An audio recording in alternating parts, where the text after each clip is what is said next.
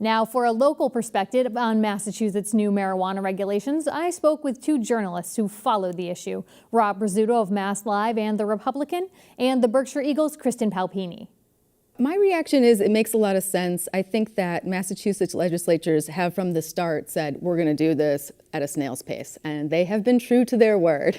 So this is not too surprising. I was a little disappointed about the lack of the cafes coming through. That seems like a natural thing to happen with legalizing marijuana. You want somewhere where people can be to use this instead of sending them out into who knows where. And they didn't say no on that altogether, but they just said, we're going to take our time, we're going to do brick and mortar first, and then go from there. Any sense of, communities here, there's been a lot of discussion, especially in the Holyoke area, about this being an economic development engine. We've got a lot of space. Any sense from the community there, the impact of this so far? I think people are happy that things are moving ahead. I've heard some positive things. I mean, we've seen some pretty successful job fairs held by local marijuana companies. Holyoke just had one a couple weeks ago from GTI. It was huge. There was a lot of people there. And I think that the interest is big. People are happy things are moving along. As far as kind of the holding off for another year on cafes, movie theaters, other places where you could have social consumption of marijuana, I think you'll have a mixed reaction there. But I think what the state is trying to do is get some type of, take their time, consider all the possibilities, get some type of regulations that make sense in place before pulling the trigger on that. I mean, the commission had lots and lots of different public hearings, and they spread them across the state. And I think some of the feedback that they heard was smaller players say, this is going to make it harder for us to get in the game if we have to wait a year. Any sense from other communities outside of Massachusetts, if that was the case, do you know from your reporting, Kristin? I don't really, whether that was an issue for them as well. I do know that towns along the border of Massachusetts are really trying to move ahead with this a little bit more, like we've got like Clarksburg and Williamstown really thinking about it because they have the ability to attract people. And with Vermont right on the border, I was just gonna say, the pressure from Vermont, right? Is big. Vermont, the government is supporting marijuana there a lot more than Massachusetts. They did it by legislature as we went to the vote. Grassroots as opposed to from the top down. Right. Speaking of Vermont, we saw Governor Peter Shumlin make the decision to pardon people who had been put in jail because of previous marijuana offenses. Now, here the Governor Baker has said that's something he's not in favor of. What's the public sentiment around this? Hypocrisy. Yeah, a lot of the people I've talked to you can't really justify keeping people in jail saying, well, what you did was wrong, but now it's okay and we're going to make money off it. I think the hypocrisy angle is astounding.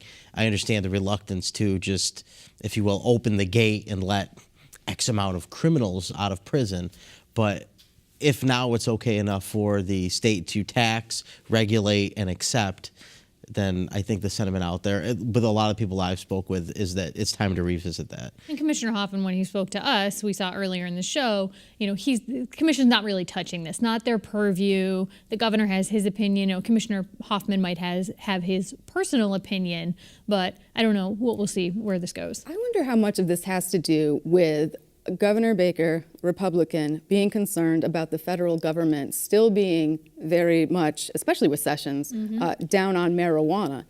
He doesn't want to do the if you got a felony for dealing drugs at some point, you cannot get into the marijuana game unless it was marijuana you were dealing. Right. The commission has said, we are not, and it was a tight vote. It was 3-2 on the commission side, whether or not to let people with previous offenses get in on this game. But that's an interesting point, right? This is Republican. We have to remember, even though it's a blue state, we do have a Republican governor concerned about where he fits into this issue. And I'm sorry, just one more thing. And the thing about it sounds bad. Like, why would you let criminals, sell drugs again? And the thing is, it's not so much that as having this kind of conviction barring you from entering the business. It disproportionately affects people of color and people of lower incomes. And that's something that has to be considered. Has to be dealt with. Another piece of the industry that we know that is huge is the medicinal marijuana portion of this, and research around medicinal marijuana. Lyle Craker, who's a researcher at UMass, has, for 20 years been trying to get permission from the federal government to grow medicinal marijuana for research at UMass. But right now, we know the University of Mississippi is the only place in our country that the DEA allows to have this very particular license. Is it time for this to change? I think it's absolutely time for it to change. What you're seeing is states picking up the slack where the federal government's failed. We're seeing that in marijuana. We're seeing that in different gun-related issues, particularly relating to this. I think that the pharmaceutical industry has lobbied for decades, spent billions to prevent anybody else from being able to study the potential medicinal benefits of marijuana. And the impact of that is, well, here we are with an opioid crisis. It's a powerful industry, though. It's a powerful lobby, Absolutely. As you say. So, is this needle going to get moved anytime soon? I don't think anytime soon. Certainly not under Trump's watch. It would take a new president to have that change, I think. We'll have to see. Yeah. So there's this concept of gray market weed at this point, too. And we saw it in Springfield recently, where there was a vendor who was offering a cover charge, $20 or $50, depending on how much weed you wanted to procure at the door. So you come in, you pay your $20, and you get free marijuana at the door. Now, we've seen the police department here in Springfield close that down. Is this now the wild, wild west of weed here? What are we looking at? Well, I think that it's gone down a little bit. The police clamped down on them, and they pretty much just said, okay, we were caught. Okay, we're done. But there is this gray area right now, right? Yeah. Because we see that medicinal marijuana is legal. Recreational sales will be available as of July 1st. And there's sort of rock and a hard place going on here. And I think what you're going to see is a lot of municipalities and police departments taking this on the basis of how much public concern there is. Yeah, they had a line outside the door, 50 people. This drew a lot of interest, and I think it upset the mayor. Yeah. So you have action. If this is something like this is happening in a way that's not upsetting anybody in a community, I wouldn't be none too surprised to see law enforcement turn a kind of blind eye and let things be if it's not impacting, if there's no public outrage. Kristin, one of the things that you've been covering in the Berkshires is sort of the who's in, who's out. We have cities and towns looking at this on a case-by-case basis as to whether or not they even want to allow this in their community. Has it been something that's predictable? You look at community X and you think, yes, they're going to let this happen, or community Y, or is it something that's not that cut and dried? It is not that cut and dry. It really goes community by community what folks are going to do. Something interesting that's happening right now in New Marlboro, it's one of the few communities that decided, we don't really need a moratorium, and we're not ready to do the zoning regulations. They didn't jump right in.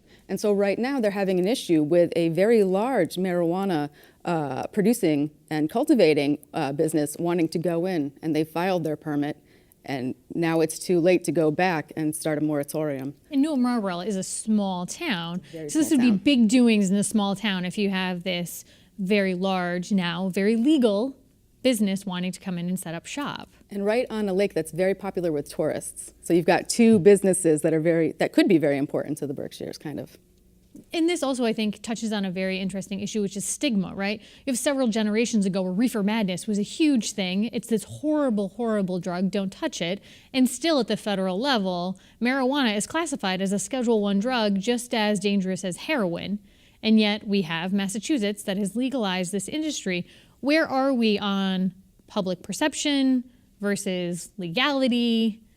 Where are we on this issue? I think that, polling has shown, that people are a lot more acceptable of marijuana these days, not just in, liberal blue states, but across the board. That's a view that's not shared by, the nation's Attorney General, Jeff Sessions. And even, whether or not Andrew Lelling, the Attorney General, or excuse me, the U.S. Attorney. Yes, U.S. Attorney in Massachusetts. Thank you. We're not sure where he is on it. Yeah, and what you got to understand from his perspective is he has a boss, Jeff Sessions, who is one of his top concerns is marijuana.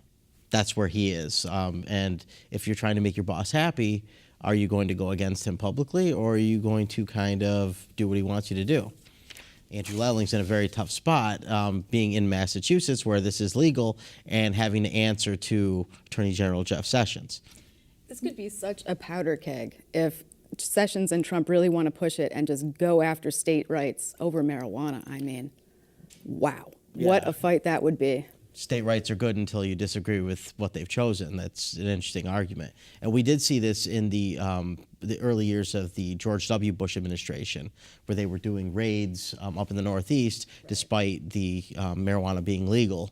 And that created a lot of issues and a lot of clash between state government and federal government. If that starts happening here, which is completely possible, I think we're going to see a whole nother myriad of issues between elected officials, municipalities, state, local, federal. And not just here, but there's other states. You know, we got like Washington, Oregon, Colorado. I mean, this is a lot for the federal government to take on. This would be really huge. We have about a minute left. I want to have us quickly talk about public safety around this issue, because that is a concern for many people. We have lots of communities looking at buffer zones around schools, in addition to other things like that. Where are we on public safety? Well, it's like a town by town thing. You know, people are deciding whether they want to have the buffer zones with schools and churches in some cases. And it's really what the people want, which is kind of a cool thing, but also a kind of a confusing thing. Yeah, the commission left this to municipalities to figure out what they want to do as far as zoning, and they're still figuring that out. Will they have everything in place in time? That remains to be seen on a town by town basis, but it's really going to be interesting.